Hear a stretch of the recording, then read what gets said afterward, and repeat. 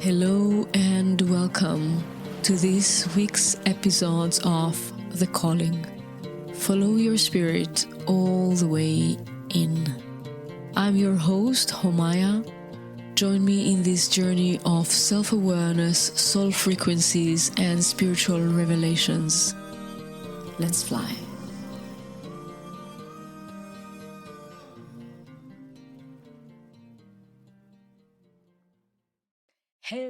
Hello, and blessings, everyone. I am hyper elated today for our super special guest, Starr Fuentes. To introduce Starr, I will need hours and to have conversations with her. Like the type of conversation, the depth of conversation, the variety of conversations that I can have with her are infinite. I've dedicated a lot of my life to learn every single word from that special, beyond human woman. This is my dear, beloved master who have touched my heart and my life in such a significant way. And the ripples of her work were passing through me and still passing through me to countless, like I cannot even count how many people. So Starr is going to celebrate 85 on this specific planet. All right. In a month, more or less, this January, she's going to celebrate 85 years in this specific body while teaching and leading and channeling numerous, how much? I cannot even count. Classes, pieces, 460 classes. 460 classes. How many books, Starr? When the Crystal Skull book gets printed, 23 books, huge lineage, masters, students, facilitators all around the globe. This is a legend. So this is a precious moment to be with you, Starr. I love you and I'm grateful for your presence. I have always loved you for your grace, for your wisdom, for when you question something, you truly question something. You just don't go, and then forget it. You go deep inside and outside. You are a master teacher, and I'm proud of you. So, one of my greatest students. Thank you for being in my life, and thank you for continuing the teachings. It is my pleasure and my joy. So, Starr, maybe we can start a little bit with you following the calling. Because one of the most inspiring person to follow her spirit all the way in and all the way on is you. I know about stories where you came up off the table, just went out of the table and flew to the other side of the globe, that you committed to years in the jungles. Like, can you pick one of your stories where spirit was guiding you and you just moved with it? Well, I was in Morocco and I wanted to study with the Blue Tribe. So I went to, oh my goodness, I can't even remember the name of this town. I bought a camel or two and a guide. And I wanted to go to see somebody called Cuckoo Yaya. Cuckoo Yaya was African. He was Maasai. There were legends about his miracle healings. So the guy goes to me, you can't take a white woman and out here. There's only 1,000 miles. There's two Peace Corps people. We can't take a white woman. So he takes me out. We ride at night. We sleep during the days, and we get to Kukuyaya. And Kukuyaya says, "No, no, white woman, come study with me. No, no, no." And he says, "You guys sleep, and in the morning you leave." So about 4 in the morning, he brings a black snake about 6 feet long. And I'm laying on this bed of sticks and some other stuff. And he drops the snake. And it goes down my chest, and then it went in between my leg. And I said, "Don't scream, don't scream, don't scream." My mantra was, "Don't scream." And because I didn't move or scream, I got to stay 11 months with Cuckoo Yaya. And it was interesting. I was the only white woman living with about 300 black people. I forgot. I forgot I was white.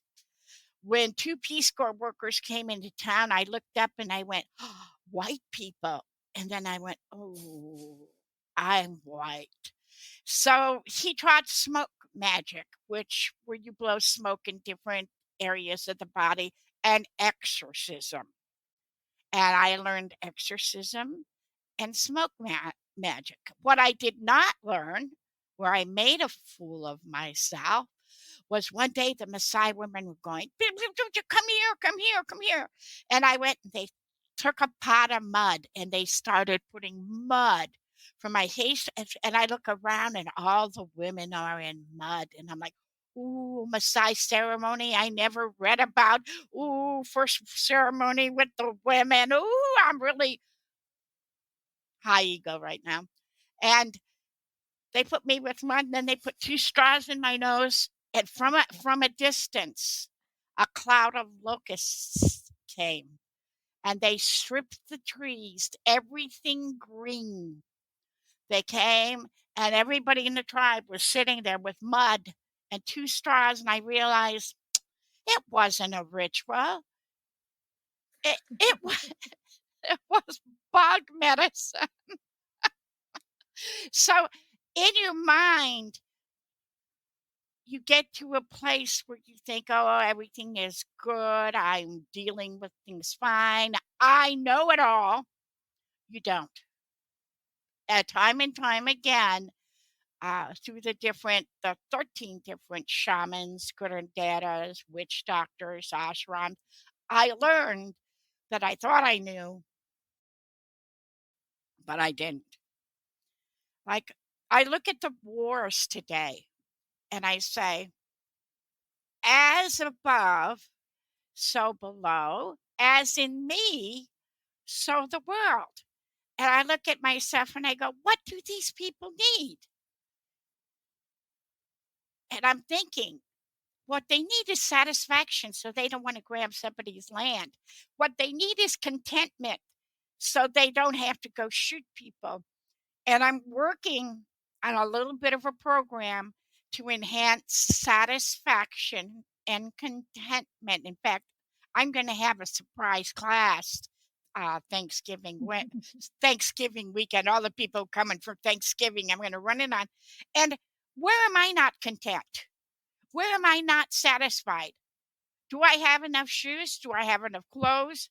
Probably more.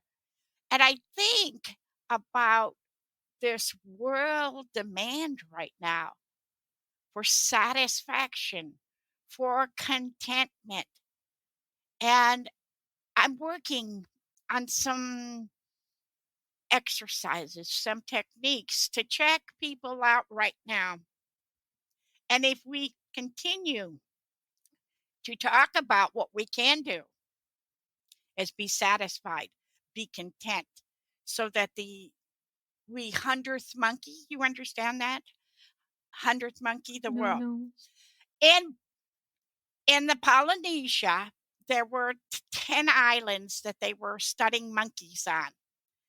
And the monkeys would eat the fruit all sandy and stuff. And so one of the guys took the monkey down to the ocean and taught it how to wash its fruit off. It taught its mother, its sister. When the 100th monkey was taught, all the monkeys on all the other islands started washing their fruit. So they know that with humanity, there's a level where everything spreads, that with apes, there's a level where it just comes straight into your consciousness. And what is in our consciousness, because we live in the world, is not contentment and not satisfaction. So they seem too small little things. How can they stop a war? Yet if each of us finds a bigger and bigger piece of that, then maybe things will tone down. And I don't know. What used to satisfy me in 1954 is not satisfying me in this year. And when I think about my earliest memory, when I is standing in the ration lines with the ration book during World War One with my grandma, and I think about how it felt, It felt desperate. It felt I have to save my lineage. It felt right now what it feels like is I have to save my lineage, and everybody's dissatisfied. And so what do? They take their dissatisfaction and bomb the hospitals and bomb the schools and bomb everything or whatever. So I want satisfaction and I want contentment right now. So if we want to change the world, we have to 100th monkey the world, which Bible and other people, teachers say, so 144,000 people to be doing the same thing so that it catches all around the world. Look up the study. It's pretty interesting. It's beautiful. Thank you so much for sharing it. Thank you. The fact that you went directly to this topic, really, we chat a little bit before, and you said that you are praying for the world almost all day long. And probably this is so in your system now that immediately we went and tapped into this topic. So maybe you can share. I still speak a lot and also work a lot in night school, which is something that I've learned with you and from you. And I work a lot on the astral plan and in the world which is beyond the manifested world, the world where the spirit is alive and the spirit is awakened, and where people can get the insights and be subconsciously awakening a certain knowledge within them, and then gradually in the mind is taking it faster. So can you share a little bit about night school, a little bit of how you communicate with the spirit of the world, with the spirit of the people? Okay. In the astral plane, which is above us, is everything. Everything that ever happened. Everybody who thought to kill somebody, everybody who thought to bless somebody. Every time you make a thought, that action occurs on the astral plane. Some parts of the astral plane, you don't want to go there. There's wars and stuff.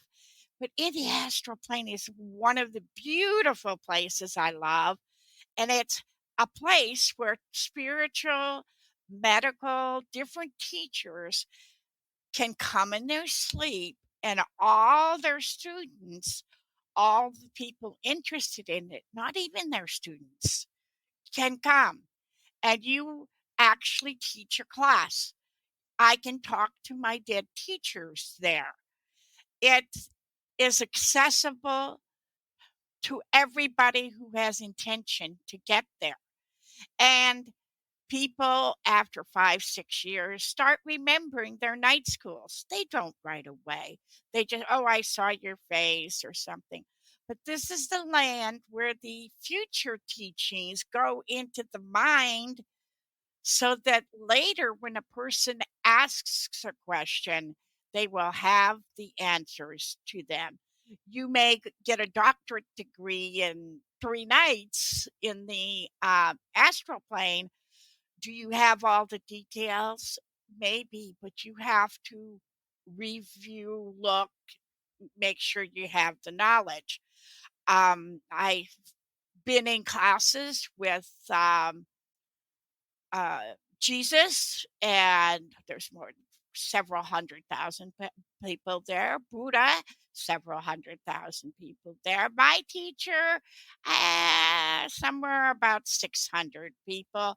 And most of them, my students, your students who go to my teacher, and your classes, which I've been to, are very melodious and precise. Where I am like, do this, do that. Here, I am a very red zone speaker, and you are a purple zone speaker. You move just enough, but yet the depth of your essence comes out with your words.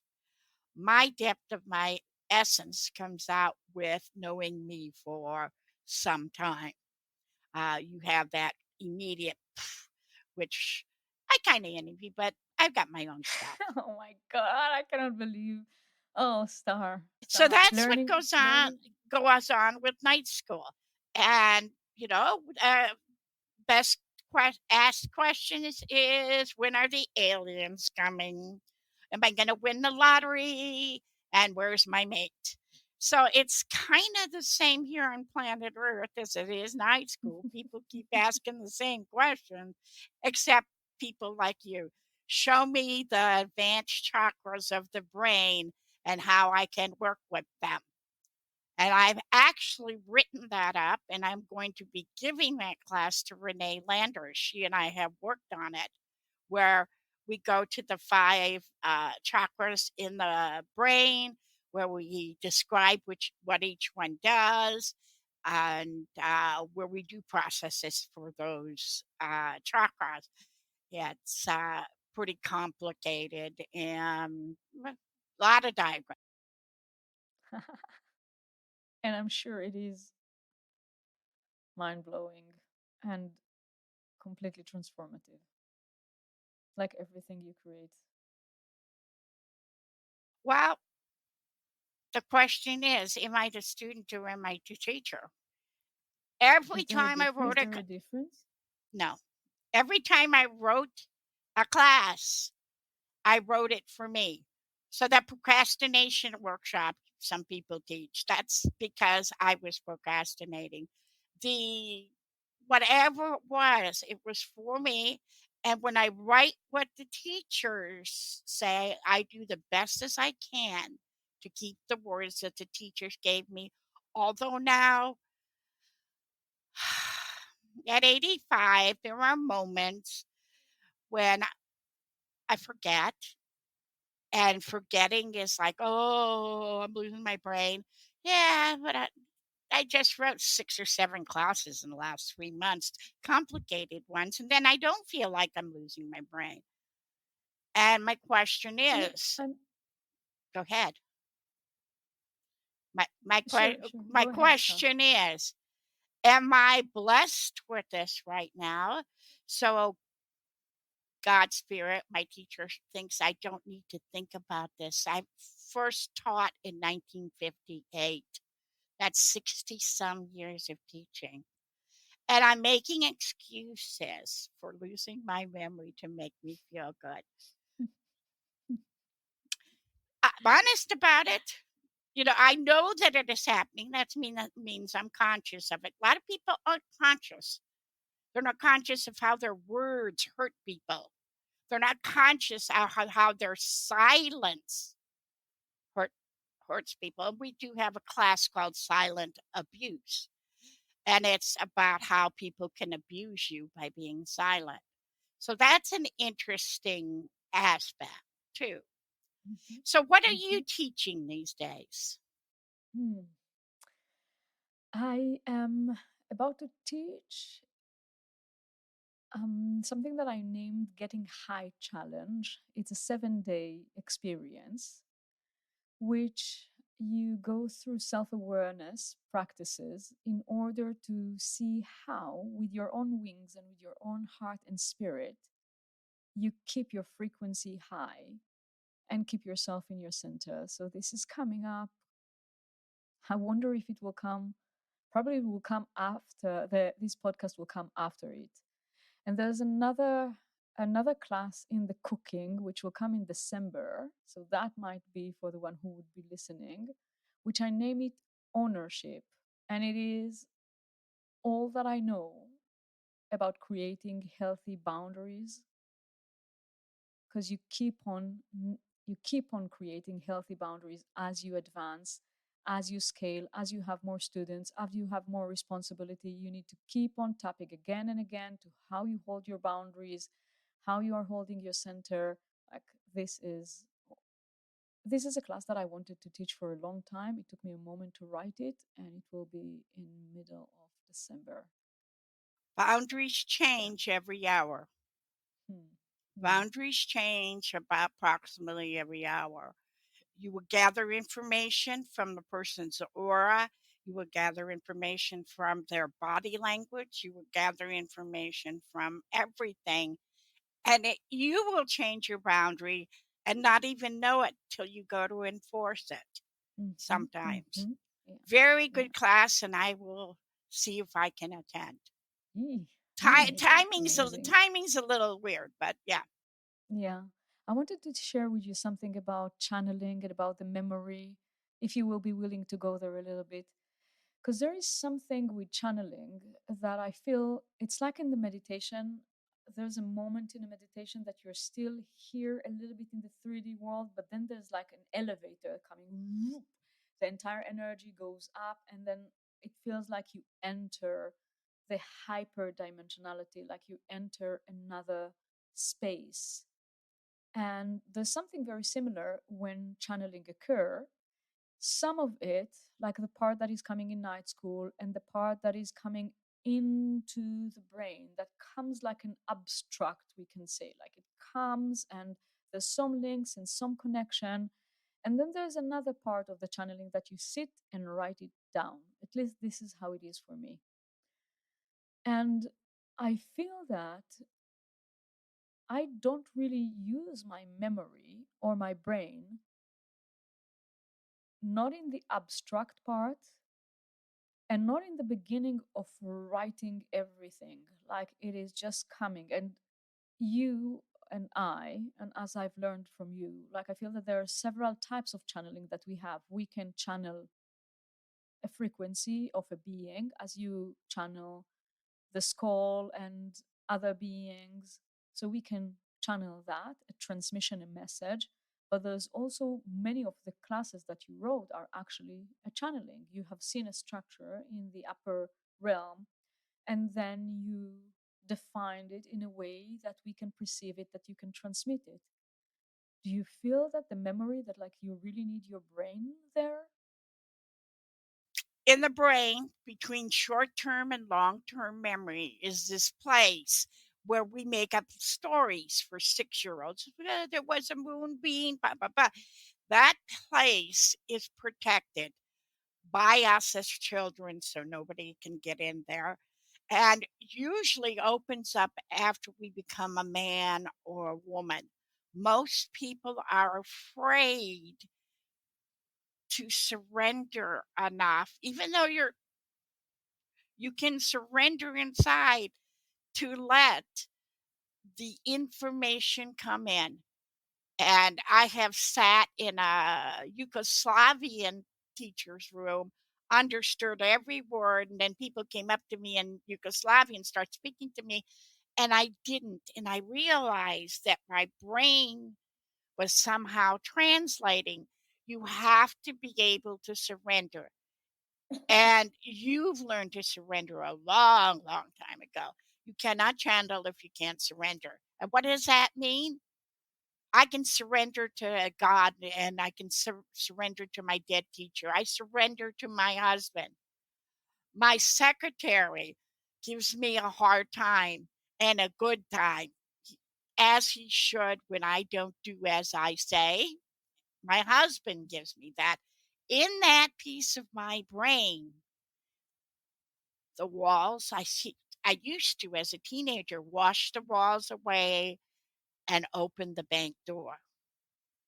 Now, my walls are pretty thin. I have a profound understanding of what's coming and going. 6 feet, 7 feet, they get in my aura. I know exactly, do I want to play? Do I not want to play? And channeling is a state of consciousness that you have to reach. You have to be surrender when somebody says, let me in your body, I gotta talk. And you're like, that's a big bad voice, but you let it in, and the children, the whole class is crying. You know, when Mhm.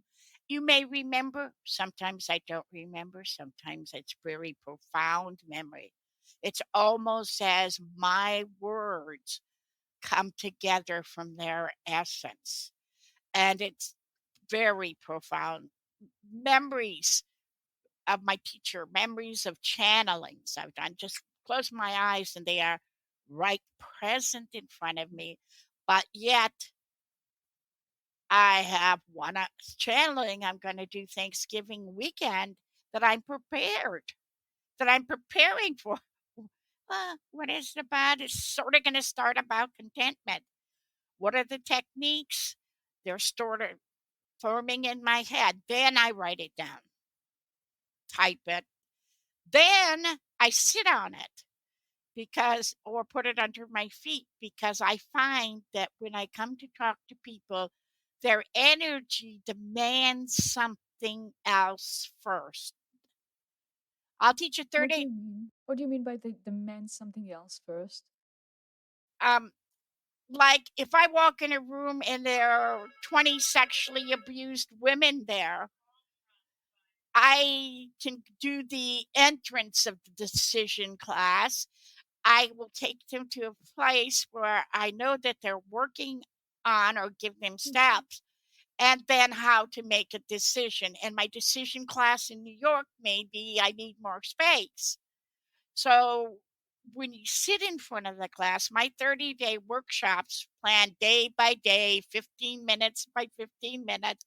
Day one always goes fine. After that, God says day 6, or Esperanza said, let's do day 2.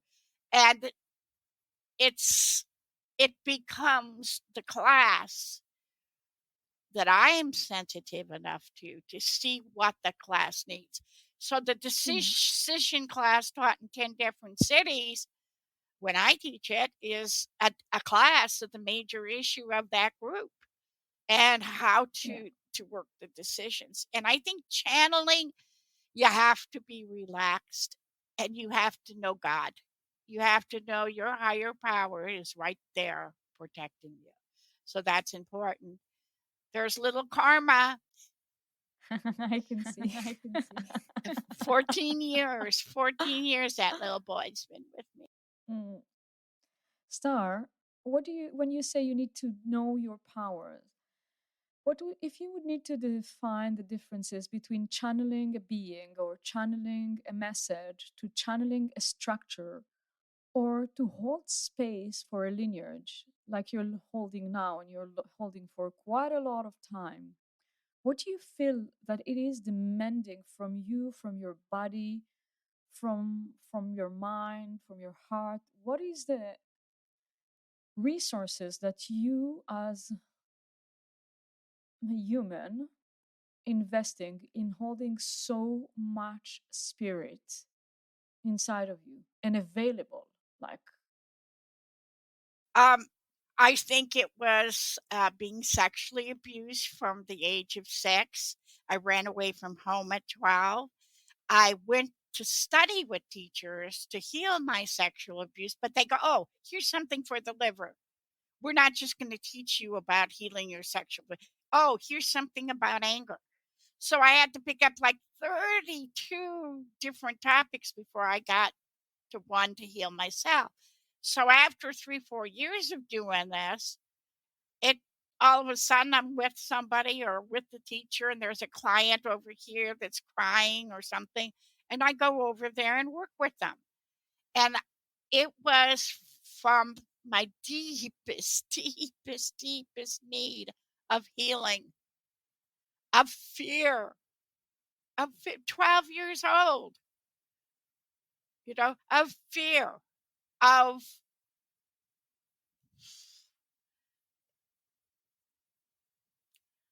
the need to know that just because my parents didn't feed me and treated me inappropriately, that I am human, that I am worth something. A lot of times with abuse, physical, mental, emotional, spiritual, sexual abuse, the parents leave stigmata on the children that they have no worth. That, yeah, yeah, yeah. And for me, I think that was one of the biggest things. And I think the greatest time in my Dadaism is when I moved the phone from the bedroom. Because if somebody called at 2 o'clock at night and they needed a healing, I would give up my sleep. I think that was 28 years ago. We took the phone out of the bedroom because people would call from all over the world. I remember that. I remember you saying that to me. And you need to take that phone out of the bedroom because that is my space, me and my husband's space. That is, although I have a huge geodesic dome to meditate in and do my magic in and everything, I go in there, but that is my space. The dome doesn't have the phone and my bedroom. I used to be, somebody's hurt. For 3 decades, I did that kind of stuff. And I've learned the hard way that I need to separate my teacher, healer, channeler from my human person. I can be quite funny as a human and as a You are funny also as a teacher. but loving that I'm 85 years old, that I'm still here, that people call me from all over the world. I am honored. Oh my God, Starr. You know, I don't call you, but I call you in my heart and I call you in the astral. Like it's already been 2 weeks that I'm saying to myself, okay, what Starr is doing, how Starr is relating to that, to the situation, to the world. Like I'm tapping from my heart, from my psyche to your heart, to your psyche, so I can work by your side, so I can work with you, so I would align my forces with you, that we will become like a force. I know that I don't work for myself, like the prayers that I'm doing now to the current situation. I know that I'm not working by myself. So maybe I don't call physically, but I call energetically. And this is one of the things that really opened up when I started working with you and learning with you, is that no distance, no time, no space. Like there's a direct access to spirit, and there is also a direct. I remember the time, I don't know if you remember, but I remember the time that I came and asked you, I came to visit, and I came and asked you, and I said, Starr, do you think that I can do distance healing? And you started laughing. It was like you were bursting, you were laughing. And that was the answer. Like any case it's beyond time, any case it is beyond space, any case it's through the matter, it's energy. So I can still feel that very strong with you, and I can hear that still even when you are now describing those things that you're describing. Well, the other thing that goes with that, is it inappropriate or appropriate? I met a client and she just wouldn't get in her body. And I asked her, can I do something to get you back in your body? And she says, yes. And on the table was a glass of water. And I put my hand out. This is with Susan Rossi, Mm. group.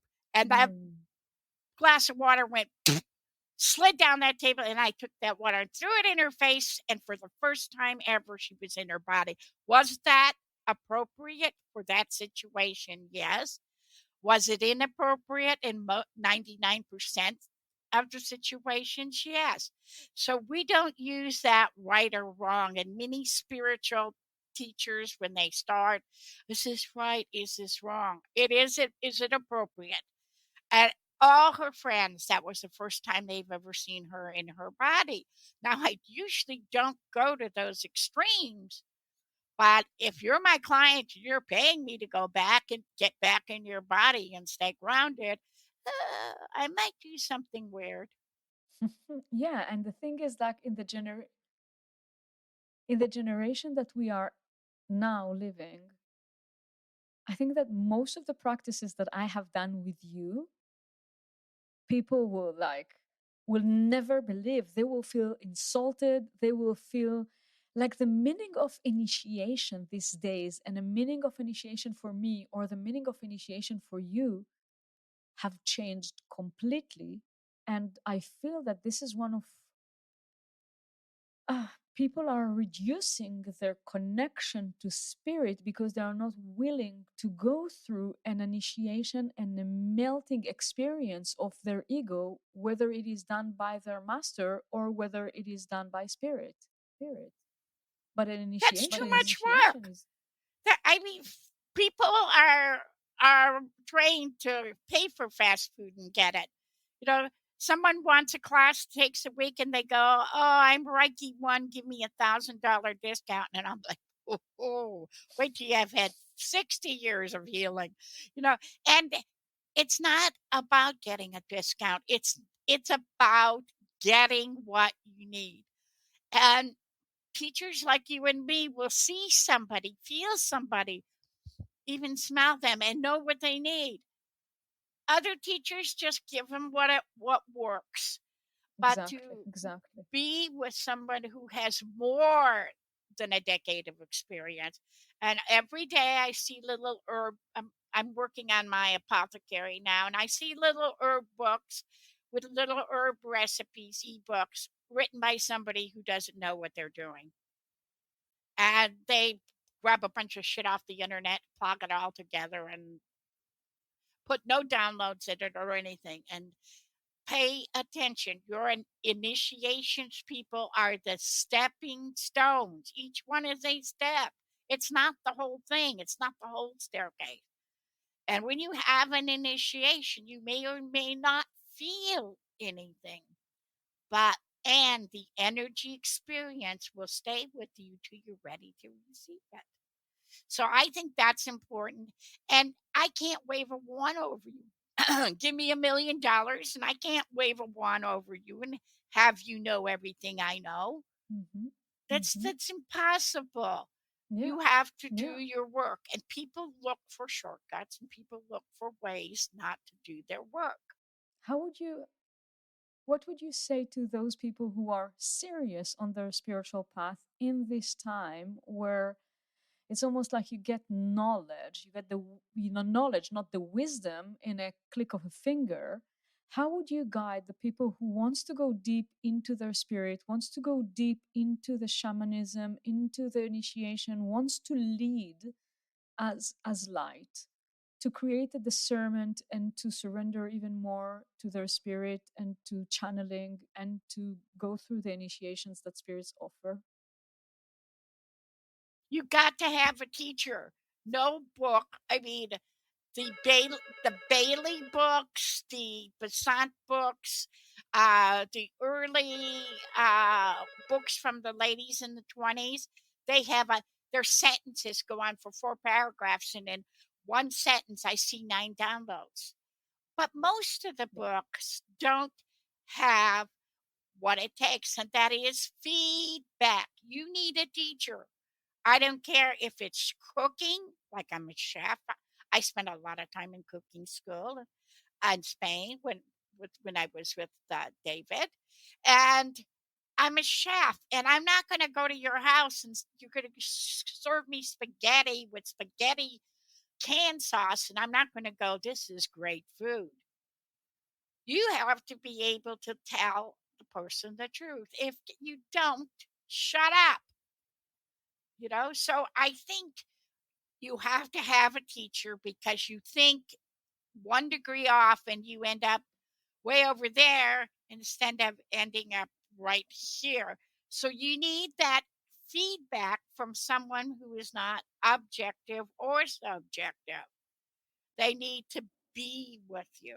And people make the mistake that they think the more books they read, the more YouTube videos. Now, half of the YouTube videos on spirituality have downloads, half of them don't. How do you teach without giving a download confuses me. Yeah. You know what I Yeah. mean? So I think you I know need to have a exactly what you mean. teacher or a partner. One day I walk out in a dome and there's my jewelry for sale. And I go to my husband and go, why? Why is my jewelry for sale? He says, well, you taught a class and you told everybody if they don't wear anything for a year that they should sell it. Boy, my husband shut me up in my place. And I let my jewelry be sold because he was right. And you have to have a mate that has discernment. Of course, we have emotional conversations and loving conversations. My husband will tell me, you're not doing what you teach. And you need that teacher feedback, that significant other feedback, especially if he's spiritual. Or you don't channel, or you make up crap and think it's channeling. You need a teacher. Yeah. And Yeah. it's important. It's respect for yourself by having a teacher. And respect for spirit itself. Well, sometimes people don't come in with that, but they definitely. Yeah. Star, I want to touch one topic before we come to completion, trust as a respect of the time. Because honestly, I would have loved to have you like in 6 episodes or something like that. And maybe if you will be willing, maybe we bring you again to this podcast. But there's something so good. There's something that came when you were speaking about having a teacher and having a partner and really having this self-reflection on on daily basis, like really asking yourself if you are walking the talk, if you're, what can you say about spiritual breakdown, those moments where you feel that no, you cannot do that, like you cannot continue, it's too demanding. Spiritual, there are some people, I remember for me, and I wonder if it happened to you, that there were some moments where I felt, yeah, okay, I got the answer, that I felt like no more, like another initiation, another process. What makes this um, overcoming the breakdown or becoming resilience regardless of breakdowns? Now I'm okay if there's a breakdown, it can break down next to me. I'm so solid. It's like the world can break down. I'm so solid in spirit. But what would be your guidance? Well, I had a waste paper basket at Casa Alma, and the clients would call and they'd say, and I'd say, did you do what I told you last time? And they'd say, no. Then they call 3 months later and said, I'd say to them, did you do what I said last time? No. And I'm very expensive right now. I am extremely expensive. So the next time they call, I take their money and don't read them. And I said, you can have your free reading when you do your work. And I one day I had 5 of those, and I'm kicking the waste paper basket around, going, I'm never going to work on this again. We're going to open a restaurant. We're going to do this. I'm a good cook. And an hour later, the phone rings, and I'm back on it again. We need those moments to quit. We need those moments when we say we're exhausted. We don't notice the moments when we pick up the phone and start here. We don't notice those moments when we start again.